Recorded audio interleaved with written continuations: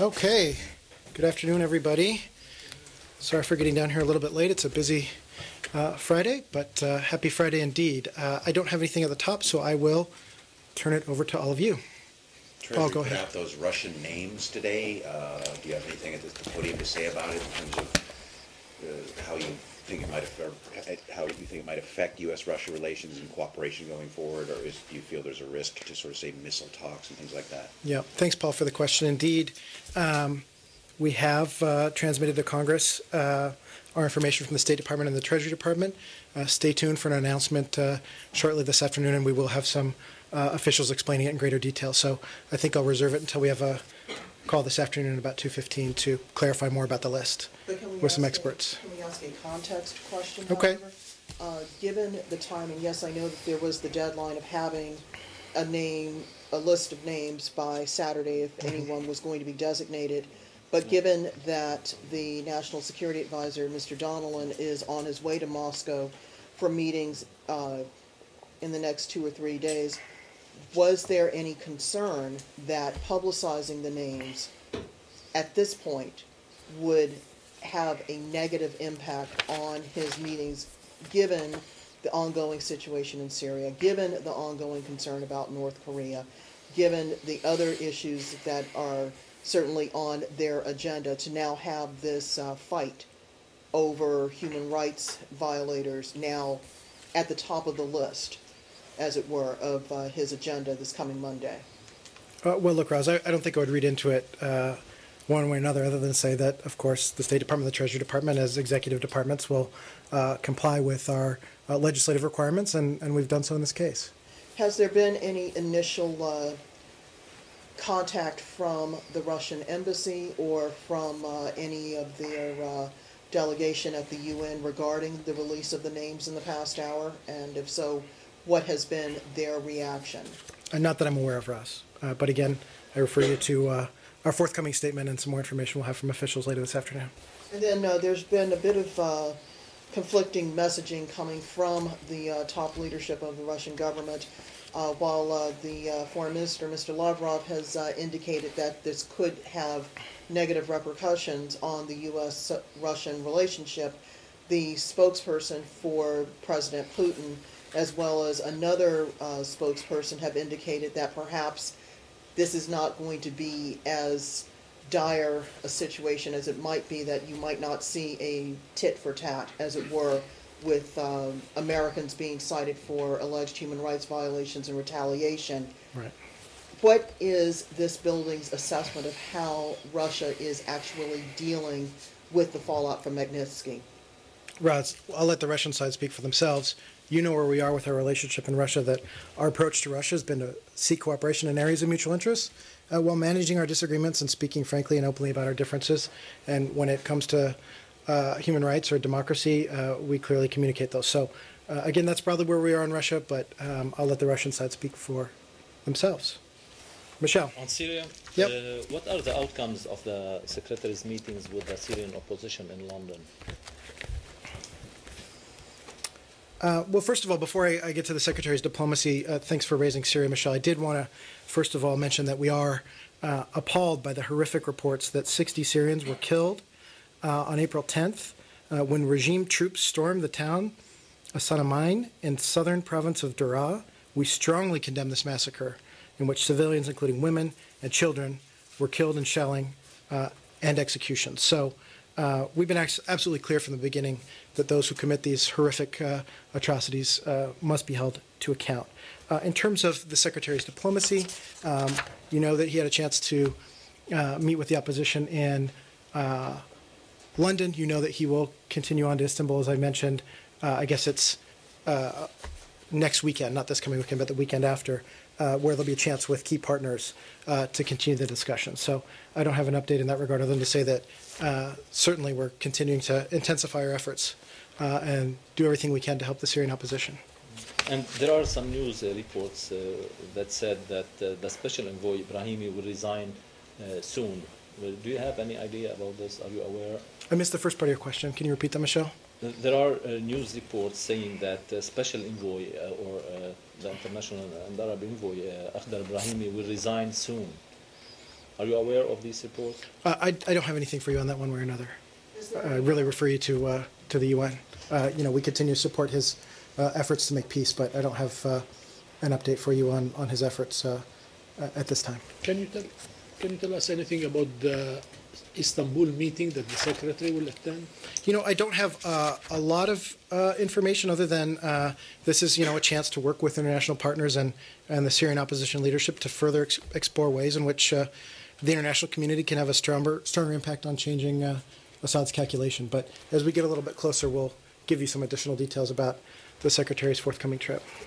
We go back to Michelle's question about Mr. Brahimi. In the larger context, we're on the second envoy to try to bring about some sort of political resolution to this ongoing civil war in Syria. And we're no closer, it seems, to coming to a resolution. Yes, there have been movements on the part of the Syrian opposition to establish some sort of military presence, to establish some sort of governmental presence, to gain recognition in certain international bodies, but there is still fighting. There's still people dying. There's still a massive humanitarian crisis. Has there been any point in having a special envoy in order to just basically watch this crisis continue and to basically be present at a number of international meetings? I mean, it just almost seems as if it's a waste of time.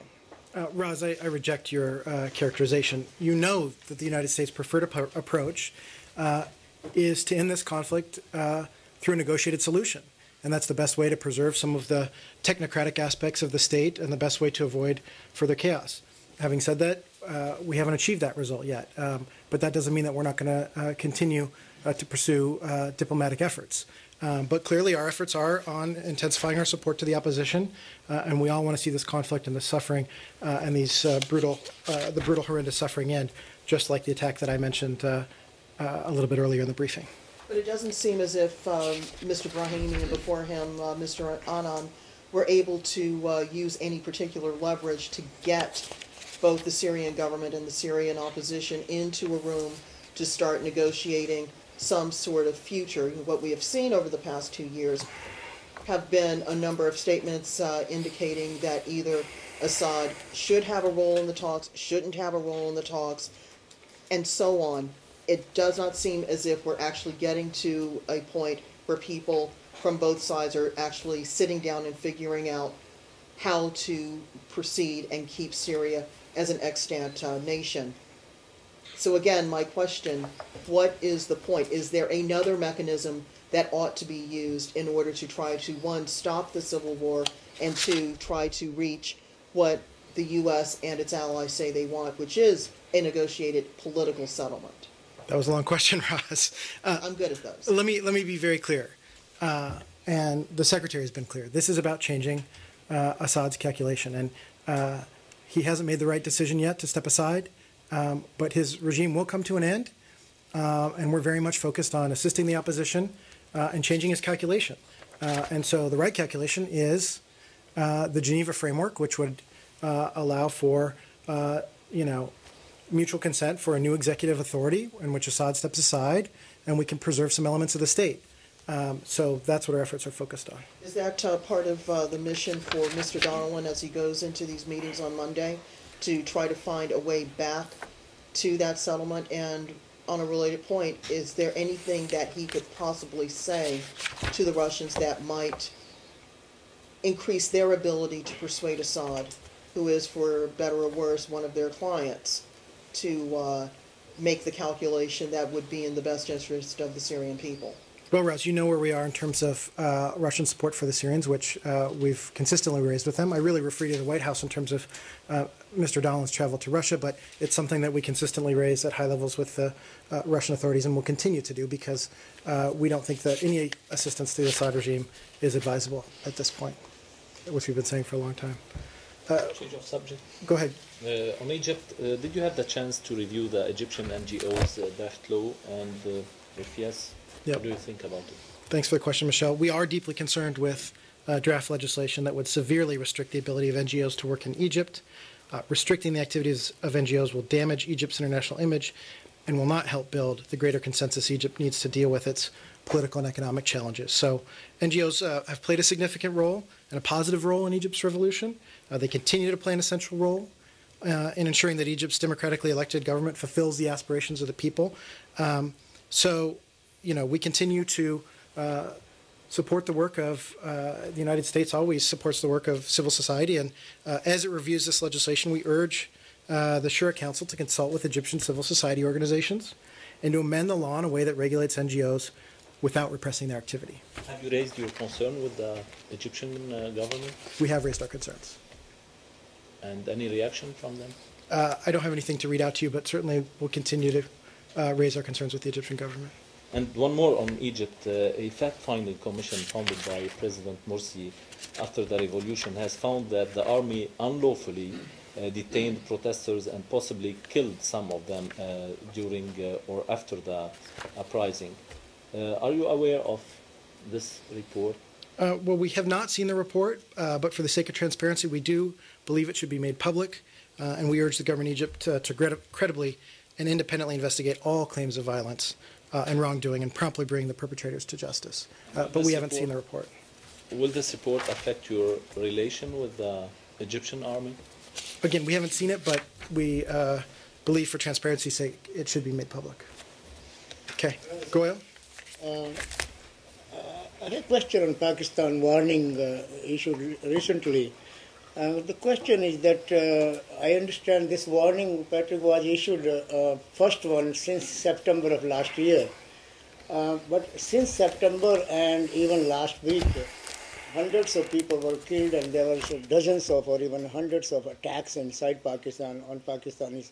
This is what the Pakistanis are asking, how come this warning comes now, but it has not come in between September and this month, even though there were so many attacks inside Pakistan and innocent Pakistanis were killed, even foreigners. Thanks, Goyal. I don't have an update for you on the timing of our travel information, which we regularly release for American citizens in a variety of settings. But on one specific case, we do condemn the recent killing of Fakhrul Islam, a provincial assembly candidate from Sindh, and condemn any violence targeted towards political leaders in Pakistan. Violence such as this prevents the Pakistani people from achieving their aspirations for a peaceful, prosperous, and democratic nation. I'll look in and see if I can get you some more information on the travel notice. I just don't have it here in front of me. Is this warning also anything to do with the upcoming elections in Pakistan? I'm not aware of a connection, but let me look into this afterward and get you an update, Goyal. Yeah, we got a couple folks here in the back, I think. Go ahead. On Pakistan's neighborhood, Afghanistan. Yeah. The spokesperson of Afghanistan's president today said that the Western countries are pressurizing Afghanistan to accept the bilateral agreement which the U.S. is pushing for, without any conditions. What do you have to say on that? Is U.S. pressurizing Afghanistan or asking one of its allies to push Afghanistan to accept those conditions? Yeah, Lalit, I haven't seen those remarks. We continue to work on the bilateral security negotiations, and I just don't have an update. I mean, that's something that's part of an ongoing negotiation, but I just haven't seen those comments. In the back? On Serbia and Kosovo, media in both countries last few days reported that former Assistant Secretary Philip Gordon and Ambassador Riker are in touch with Serbian government, and they're pushing Serbia to sign agreement with Kosovo. Do you have something on that? I really don't have an update for you. You know where we are earlier in terms of expressing regret that Serbia has rejected the proposal, so that's something where we expressed our regret. We know that the EU continues to work on this, and Ambassador Riker is our lead for our policy in that region. I think he's helped in a consultative role, but I really don't have an update one way or another. In the back? Bangru. Secretary Kerry is going to China, and he actually said he wants China to use its influence on North Korea. Could you be more specific on what influence you want China to use? Does that include crackdown on the illicit flow of funds from North Korea? Well, I don't think I'm going to get into greater detail. Obviously, the Secretary will be there very shortly. But the bottom line is we want the DPRK to, we want the Chinese to use the DPRK to get the, we want the Chinese to use their influence to get the DPRK to stop this behavior and to change course. And so I'm not going to get into the details of what we may discuss, but that's clearly the frame here. Besides North Korea, what are other topics on his agenda to talk with Chinese counterparts? In terms of the whole trip, we're In providing, China. in terms of China, well, it's a broad range of issues. And so we're providing some readout to the traveling press, but I don't have an update of the whole breadth of issues in terms of all the officials he'll meet with. But if I have something more for you later this afternoon, I'll get it to you. Did he actually change his trip on the sequence? Because Did he change his trip what? I thought originally he was planning to go to China. China was his last stop before. I'm not aware that there was any change of schedule one way or another. In the back? Yes. Regarding Secretary's trip to China, human rights organization is urging Secretary to make human rights as a top priority. I wonder if you have anything on that. Just to say that human rights issues are a central element of the U.S.-China bilateral relationship and U.S. foreign policy, and so we continue to raise human rights, frankly, with the Chinese government, and it very much will come up in the Secretary's discussion with his Chinese counterparts. Do you have any personnel announcement regarding the Assistant Secretary of EAP? Because it was widely reported that now Secretary Kerry is ready to name Dan Russell as a Assistant Secretary. I don't have any update on personnel. Those announcements come from the White House. Okay. 21 senators have written a letter to Secretary Kerry to raise the issue of Tibet and the human rights violation in that part of the world, in view of the more than 100 Tibetans have died in self-immolation. Would that be an issue when he goes and meets the Chinese leadership besides the North Korean issue? I'm not aware of the congressional letter in question, but human rights are something that certainly the Secretary will raise. Would Tibet be an issue with the... Again, the traveling party is going to read out more details of who he's meeting with and the topics as we get there. I don't have any more information.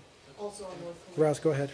Going back to the Secretary's comments with the Foreign Minister, the Secretary seemed to indicate that there might be a possibility of reopening some sort of dialogue with North Korea. Do you have any more insight into what he was getting at in that part of his commentary today? Yep. I think the context is really in regard to what President Park's vision is which is for a vision of peace and ultimately a vision where Koreans across the peninsula can live in prosperity, which stands in stark contrast to the decisions the DPRK leadership is making.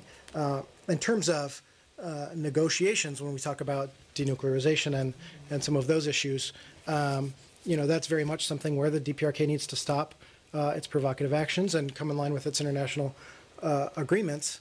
And you know that the President and the Secretary have been clear that we're open to engagement. But I think really in this context, he was referring to President Park's positive vision. And we, of course, encourage anything that can promote a more positive relationship between the two. But their visions stand in stark contrast. Given the upcoming anniversary of Kim Jong-un's grandfather's birth on Monday, is there any thought to telling U.S. citizens on the Korean Peninsula to perhaps leave the region for their own safety? Are there any changes in travel warnings coming up? Roz, I don't have any update from what we said earlier here at the podium this week, and we don't have any specific recommendation that way for American citizens. In terms of a potential missile launch, that's something that the North Koreans should not do, and it's something we've been very clear about that would be a very clear violation of its international obligations. So what happens if there is a missile launch? It seems as if various intelligence agencies are suggesting that something is imminent. What happens then? Is it another round of sanctions? Some have suggested that at most we could only see perhaps a presidential statement coming from the members of the Security Council. What's going to happen? Is the U.S. just going to let something happen and just ignore it and hope that the crisis somehow just dies out? Well, look, I'm not going to speculate on our reaction, but very much after grave violations of international obligations, we've always consulted and taken action. So I'm not going to preview what that may be, but this would be highly provocative, and so we very much would work with our key partners on this. Would a presidential statement send perhaps the wrong message to Kim Jong-un and the military leadership? You're way too many steps ahead here, putting the cart before the horse. I mean, look, we take appropriate UN reaction, action at the UN after events like this, and I just don't want to preview that one way or another. Guys, we really only have time for a couple more questions because we've got a tight day here. Go ahead. I have a question about the Romica family in Tennessee. They're from Yep. Germany. They were granted political asylum because they wanted to homeschool their children in Germany, and they were unable to. So they were granted political asylum. Now that political asylum has been overturned. My question is, why does that not meet the standard for political asylum? Sorry to disappoint you, but I really have to refer you to the Department of Homeland Security, which has jurisdiction in asylum cases. We can't comment on individual asylum cases. In broad terms, does the State Department have anything to do with the political asylum process?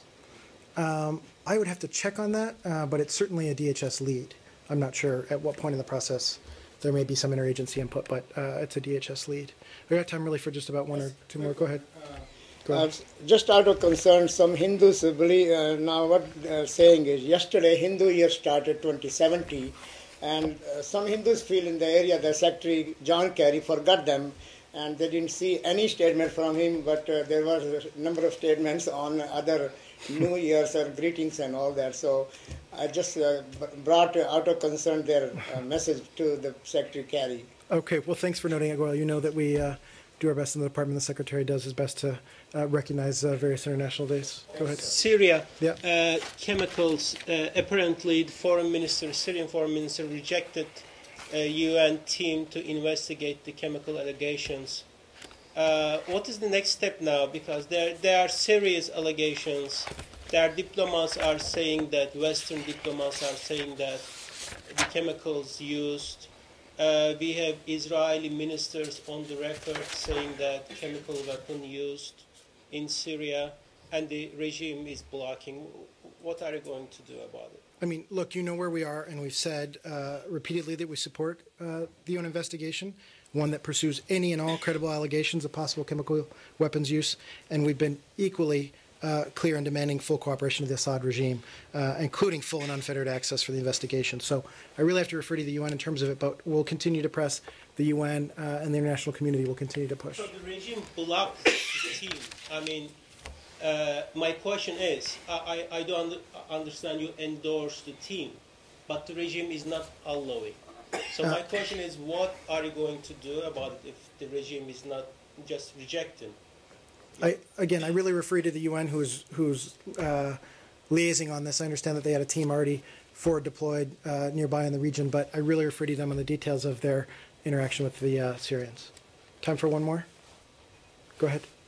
On Israel, according to one senior Israeli official quoted in Haaretz, there seems to be disagreements between Secretary Kerry and Prime Minister Netanyahu over the framework for which he has proposed. And obviously you discussed this on Wednesday, but according to that assessment yesterday, what is your reaction to that? I mean, again, you heard me earlier in the week say that we're not going to be getting into the peace process here in that kind of detail from the podium, so I don't have an update for you. Well, according to the Secretary at Ben-Gurion, he said that the U.S. wants Israel's security to be guaranteed. Does that include putting a priority on discussing the Jewish character of the Israeli state, as well as Palestinian right of return versus territory? We're not going to get into the details of the negotiation, but the Secretary's been clear that obviously Israeli security and, of course, Palestinian freedom and dignity are paramount importances for the United States. Thank you all.